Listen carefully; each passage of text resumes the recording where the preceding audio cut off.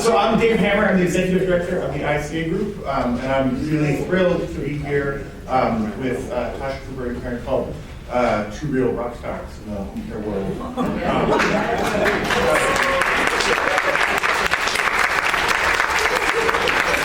And so we're going to talk about leadership transition. So I guess one of the things I wanted to get a sense of in the room is whose home care co-op has been around for less than 3 years? A fair amount. How about less than 5 years? All right. You may be thinking, we're a startup. We just started. Or who's been hasn't quite yet even got started? Who's just thinking? Right? So you may be thinking, leadership transition, that's a future problem. But it's not. It's a now problem. And I think one of the things that we, folks really run into is that if we're not really thinking about building that next generation of leaders, right? Like this whole idea of like building up the cooperative, the cooperative difference. One of the cooperative differences, you're building up that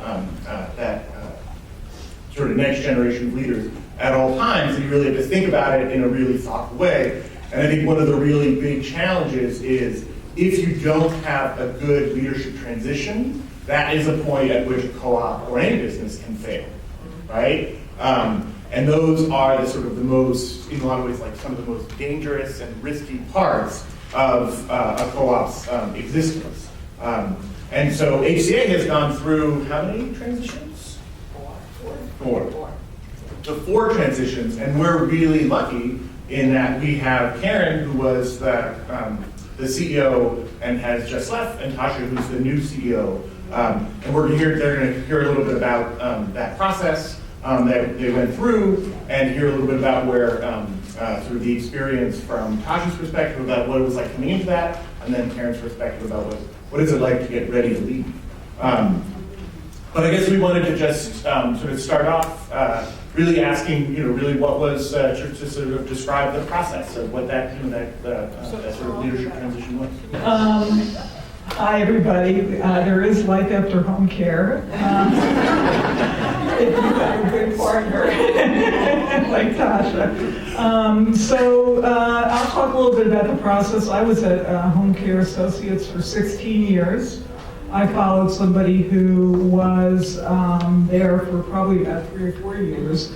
The way that I started at Home Care was that I was a consultant trying to help them shore up some of their systems and so forth, and ended up being asked by the board of directors if I would stay and become the permanent president. So that's one way to do transition. I don't think it's probably the best way, but it worked out. It worked out for me and for the organization. When I decided to leave, and it had been a process, I could talk about that a little bit later, I approached my board chair to talk with him about the fact that it was getting time for me to think about moving on. And I think it's depending on where you are in your professional life. For me, it meant retiring, and so it was pretty easy to talk about that. If I had wanted to look for another job, I think it might have been a different kind of situation, so I'm very aware of that. So the first was the board chair. The board chair then talked to members of our finance/executive committee, which included a worker owner as well as the president or the chair of the board and the treasurer. We talked about some possibilities of how to proceed. It was clear to me and clear to the committee that there was a very strong internal candidate, which was a really good thing, but also could have been a tricky thing. I think our first, and of course, in home care, there's always a transition going on. There's always something coming down the pike, and for us, there was a lot happening. Managed care, changing the way they paid our company, more competition in the field, all the things I'm sure that you all have dealt with. So it was also an opportunity to look at other planning that needed to be done. So I think the board really thought through that. But initially it was, okay, should we do an internal process and interview the internal candidate and then just stop at that, or should we do something more extensive? And, I had very mixed feelings about that. Clearly, I knew that the internal candidate was a very strong candidate, and I had to give up some control by letting the board basically decide that while we knew the internal candidate was really a very strong candidate, they wanted to go outside as well. So, we all had to deal with that, and Tasha and I had to deal with it, and I had to tell Tasha, look, they're going to go outside, and that wasn't easy, I think, for either of us. What we did was we identified 3 different companies that potentially could do the leadership search, one of which one of our board members found. They asked me to talk to the company. They were asking for some unbelievably outrageous amount of money. And I was like, you can't spend that kind of money on this. This is just not right. So we ended up finding another company that was a little bit less expensive. And then I found a third search company that was local to Philadelphia, not really in the healthcare field. And so we had three proposals essentially. But the board of directors basically chose the search committee.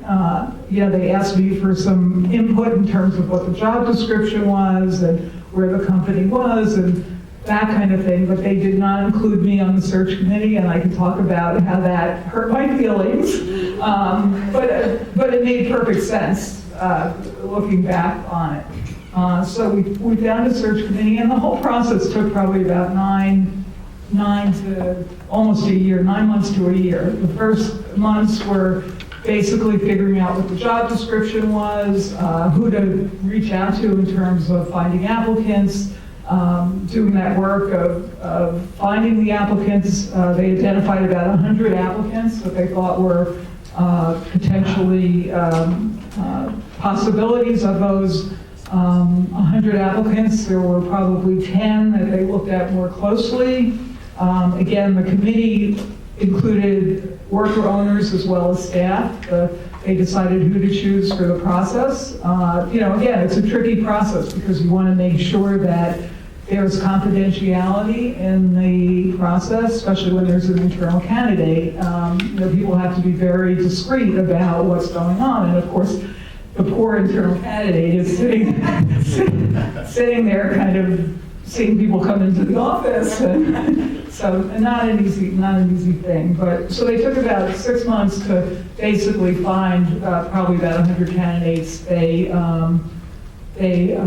got to 5 candidates who they interviewed. Of those 5 candidates, I believe that they brought 2 of them back, Tasha being one of them and another gentleman.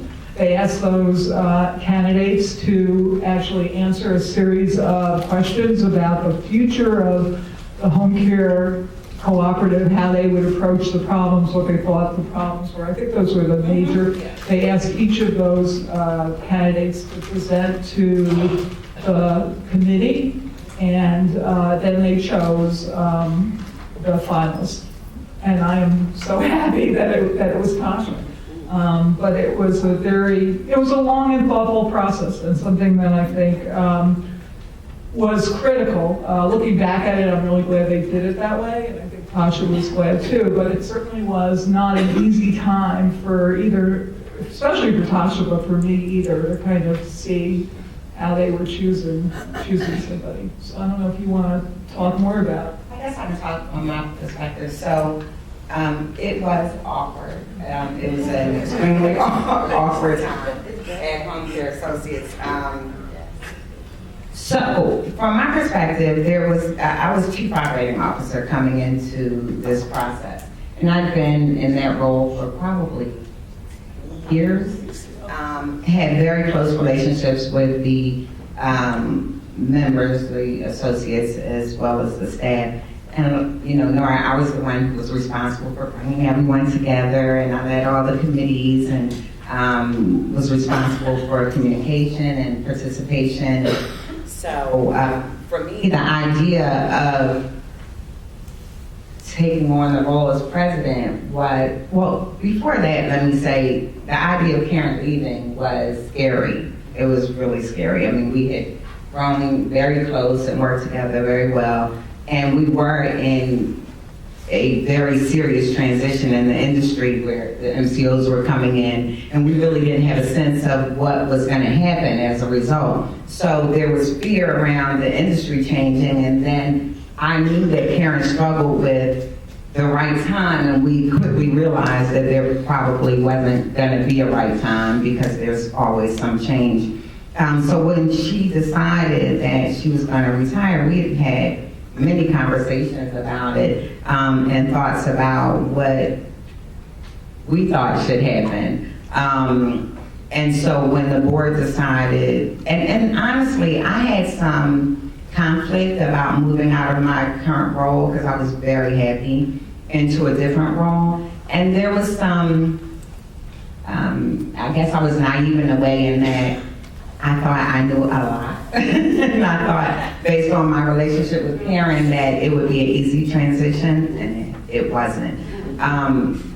But when Karen came to me and said the board decided that they were going to find a search committee to go out and, seek a president of the company, part of me was really offended because I thought, it's up to me to determine if I want it or not. And if I want it, I'll let you know. And if I don't, I don't, honestly. But I quickly learned that was wrong. And so after, my ego took flight, and reality set in, I thought, this is a great place. Part of what we, the reason why we're here and the reason why we're co-op is about communication and teamwork and all the great things that people talked about. So I thought I had to get in and be okay with this process regardless. And I had to be okay with the outcome regardless. I was very clear to the board about my feelings, and I was very clear about what would happen either way in terms of my continued employment at Home Care Associates, and what I wanted that to look like in the event that I wasn't chosen and in the event that I was. So that was great, that communication existed and allowed both of us to have conversations about our feelings. So I bought into the process fully. I fully bought into the process, and I thought, okay, I have to continue to do my job and at the same time be supportive of my colleagues who are involved in this process, and be a candidate at the same time.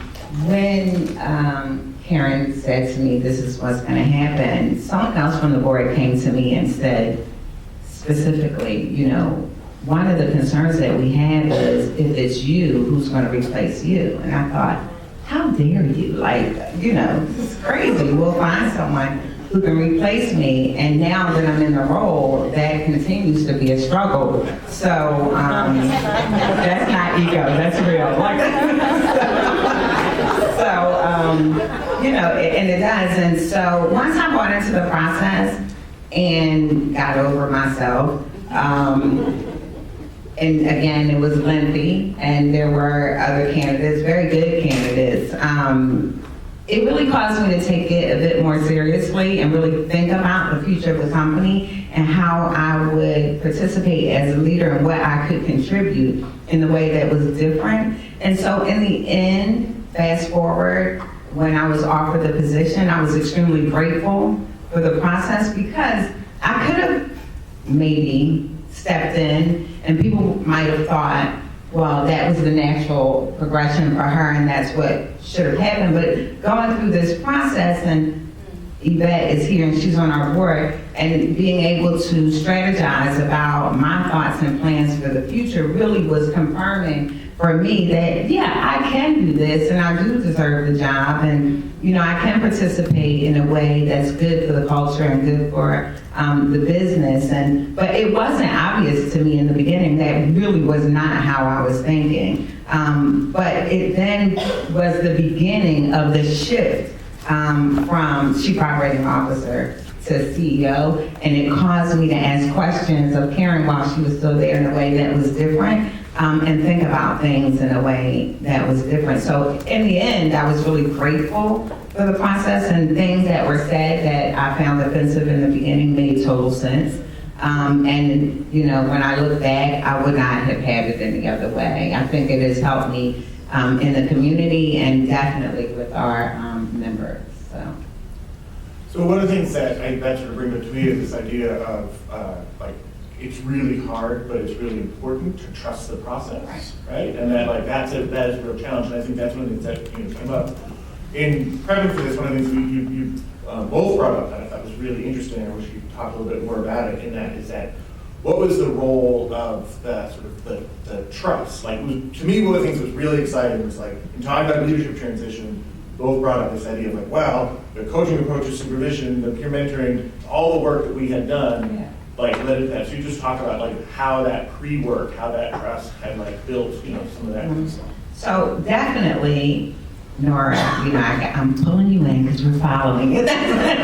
All the things that you talked about and others talk about, that's the culture, that's who we are. And so we had a trusting relationship, but it just was not us, it was the community. It was based on the programs and the policies that we put in place around communication, around coaching, supervision, around opportunities to talk about difficulties. We've always had support from CACA and from PHI in implementing coaching for improvement, coaching supervision. That foundation helped to build a trusting relationship across the board and provide opportunity for communication. So there was never a time, and using those tools, there was never a time when I don't think either of us felt like we couldn't express how we felt, using the tools that we had to problem solve and deal with conflict and resolve issues. So that foundation was absolutely what allowed us to trust the process.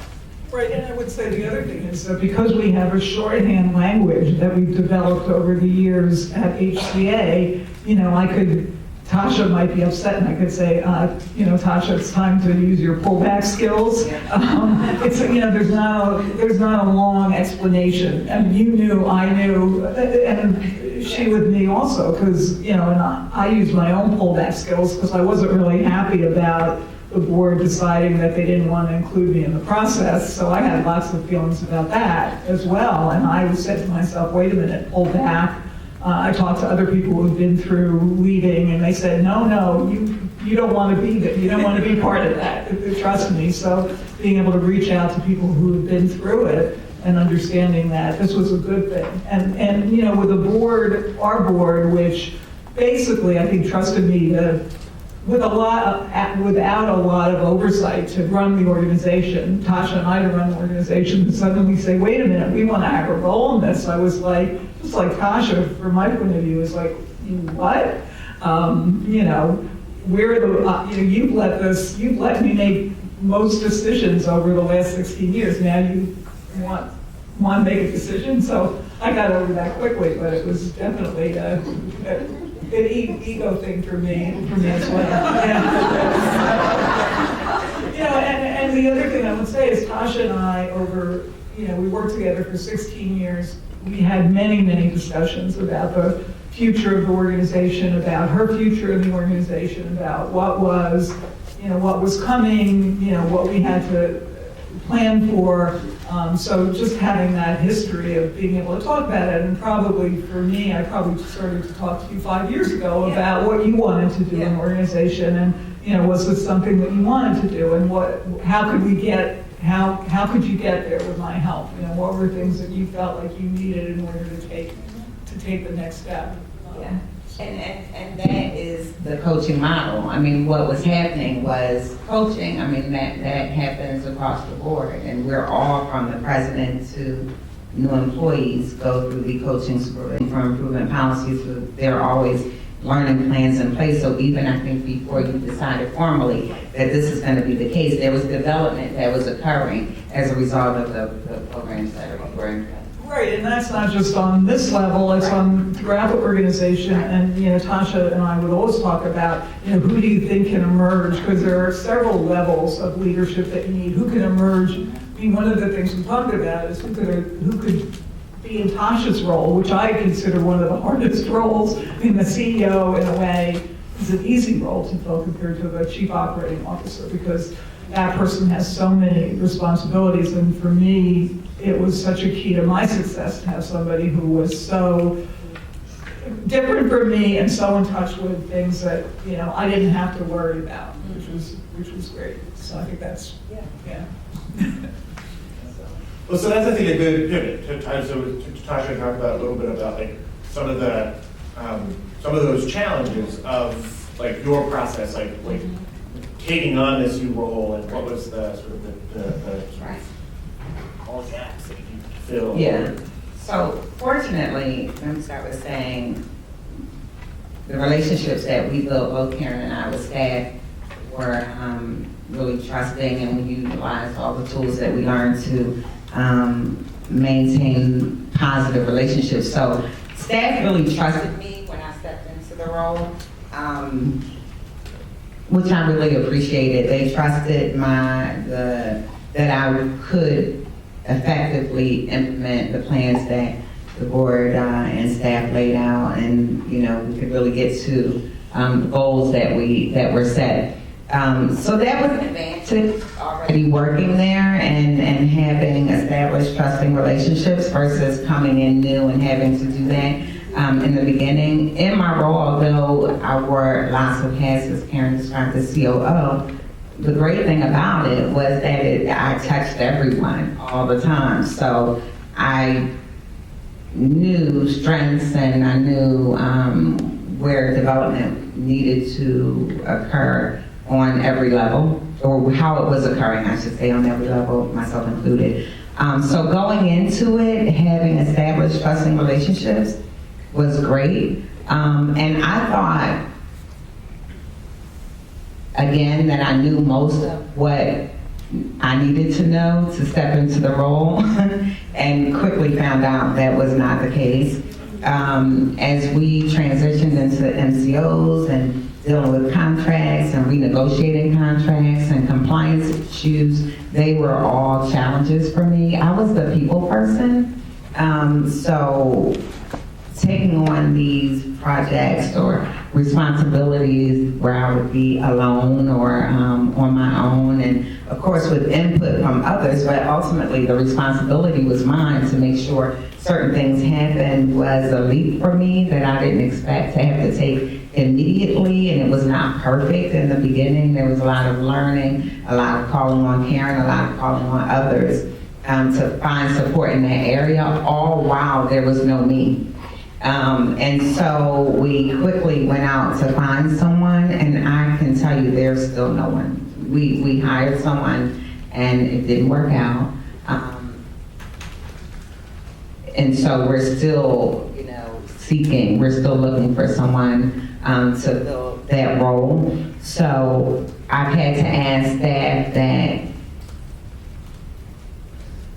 I knew had certain qualities, leadership qualities, who didn't expect to step into certain roles. I had to immediately call on them to take on more responsibility, which in a way worked out really well because they appreciated the challenge and really stepped up to the plate in a way that now has sparked interest for them. So it may be that someone else, as Karen described, it evolves into that position. But the gaps definitely were in the business side and the contracts and the building relationships with requirers and MCOs and managing staff in a way that was different.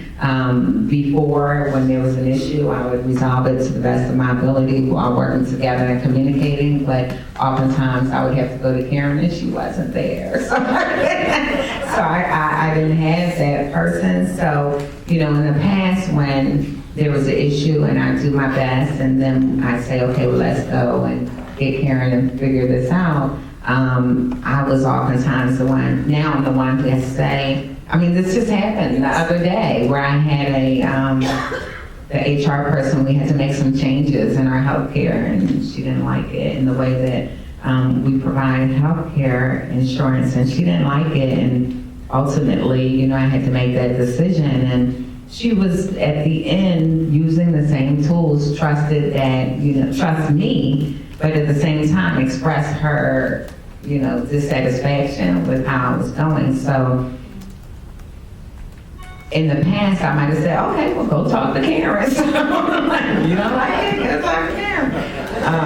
You know, now. And the buck stops with you. I mean, one of the things, you know, I remember Tasha and our other manager coming in and saying, well, why can't we, you know, have this great insurance policy or raises or this? And I would like, yeah, we could do that, but guess what? We're not going to have a co-op next year. Right. And so being in that role of at some point having to say, no, you know, we can't afford that, I think Right. for you was a challenge. Oh, Because you always absolutely. advocated for, and Yeah. that's the co-op culture, we talked about that. Yeah. You want to try and give as much to the workers and your co-workers as you possibly can, but somebody somewhere has to say, Right. is that really realistic?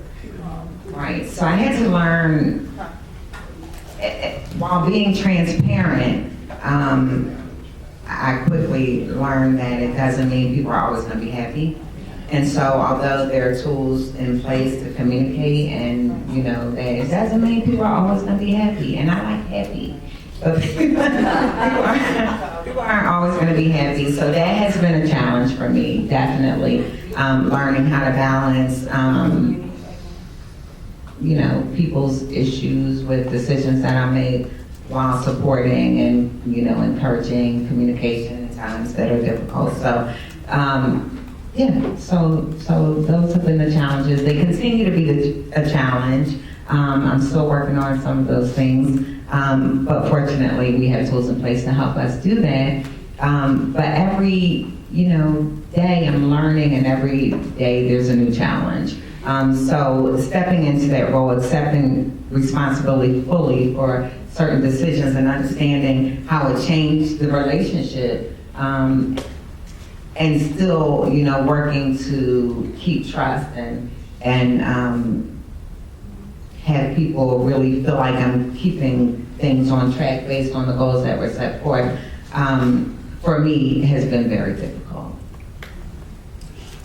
So Karen, I was wondering, one of the sort of key elements of leadership transition, there's always such a focus of like, oh, the new person, but there's a whole other element of like, when are you ready to leave, and what's that process? And that's a really difficult process to, like, as an individual and as an organization to go through. So I was just curious if you could talk a little bit about what that was like for you and that personal process. Yeah, so, you know, for me, again, I think I felt more free to make the decision, given that I knew that there was somebody within the organization who could take it over. So if Tasha wasn't there, I think it would have been harder in a way to personally make the decision, because while it is a personal decision, you know, I care deeply about what happens to home care associates, and I certainly didn't want to see my leaving as, you know, a crisis. I wanted to make sure that the organization was in good shape.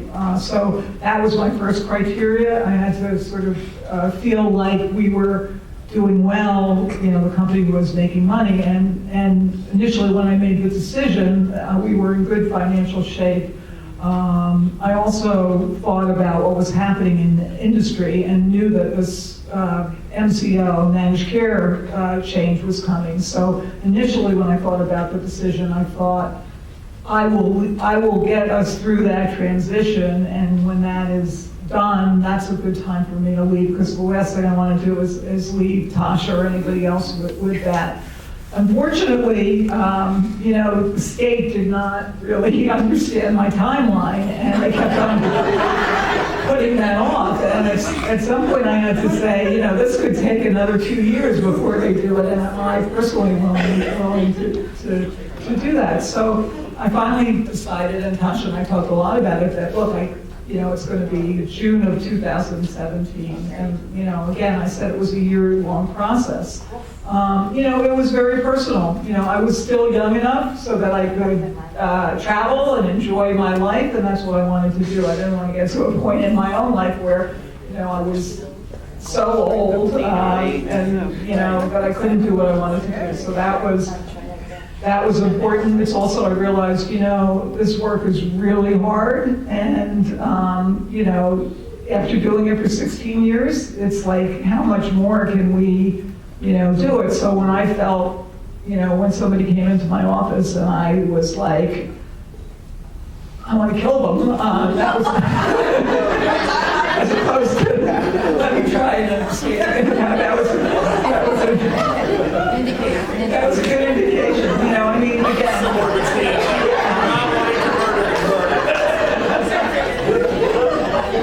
So, that didn't happen.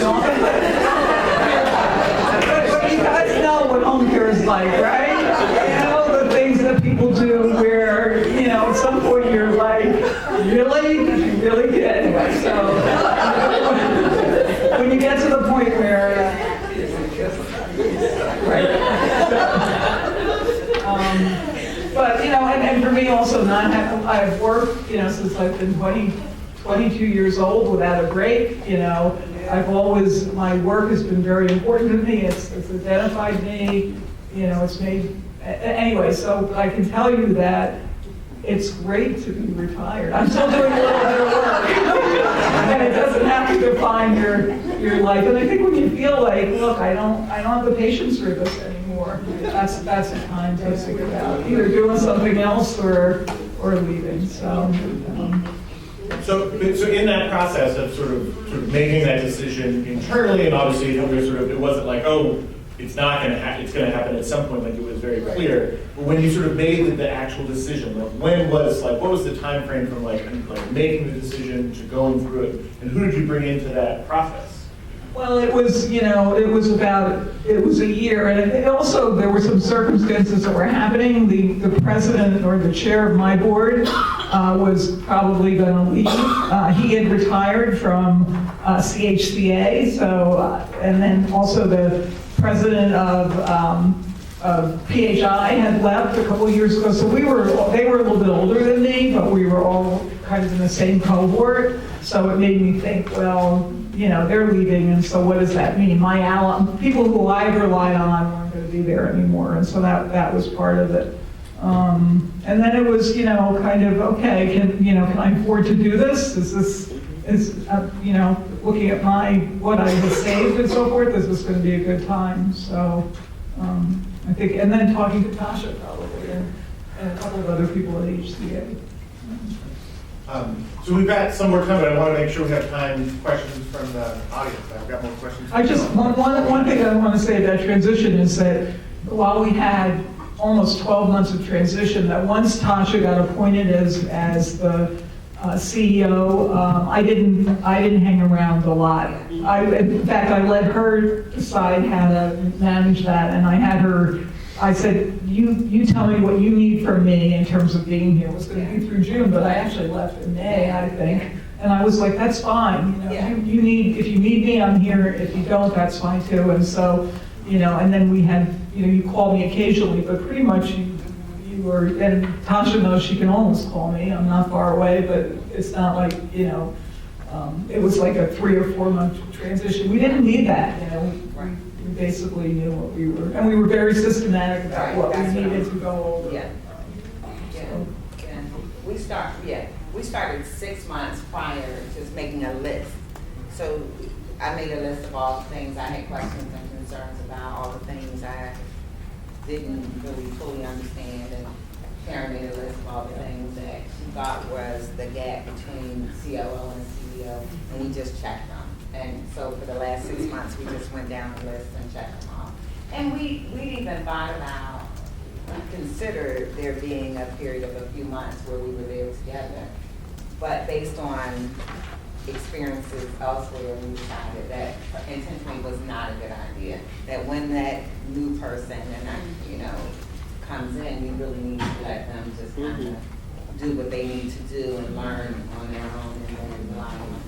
And it was great to have her as support and to be able to call on her. But that first few months, I think that was ideal for us. Right, and making some of the introductions. I mean, we probably had done that for a couple of years before, just wanting, you know, again, you're not invincible. And suppose I got hit by a bus, you know, I wanted Tasha to know who the key people were that I related to, so that you would be. And you came to the board meetings, for example, which was, you know, not as a member of the board, but as somebody, so, because I think we wanted to make sure that you knew everything, you know, not everything, but most things. It was very interesting. So where did the sort of direction of that process of that, like the checklist, like was that something that the two of you kind of worked out together, or was like the board involved in that process at all? And position, just because we knew that if there was some, and that's about finding the process too, that we knew that if someone else was coming in, that I in a way would have to be a mentor as long as I was gonna be there to that person. And so it was necessary either way for us to do that.